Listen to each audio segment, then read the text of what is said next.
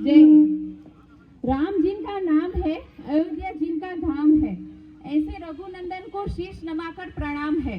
આજે શ્રી રામલલ્લા પોતાના મંદિરમાં વિરાજમાન થયા એટલે આજનો દિવસ એ આખા ભારત માટે નવી દિવાળી છે અને આ નવી દિવાળીની હું હર્ષા લલિત ચૌહાણ તરફથી ખૂબ ખૂબ હાર્દિક શુભકામના પાઠવું છું। આજના શુભ દિવસે આપણે રામ ભક્ત સબરી વિશે ટૂંકમાં પરિચય મેળવીએ।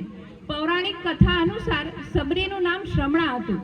શ્રમણા એ એક ભીલ સમુદાયની શબર જાતિની હતી, તેથી તેનું નામ શબરી પડ્યું। સબરી માતંગ ઋષિના આશ્રમમાં ખૂબ જ રામ ભક્તિ કરે।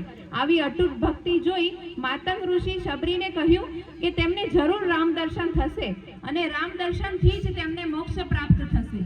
તે દિવસથી સબરી રોજ શ્રી રામની રાહ જોવે, રસ્તા પરથી પથ્થર અને કાંટા હટાવે અને મીઠા ફળ તોડીને લાવે અને તેથી જ કહેવાય છે, ગુરુ मातंग के वचन सुन मन में धारण किया विश्वास, राम नाम आधार मान लिया जीवन युगी गुजार दिया।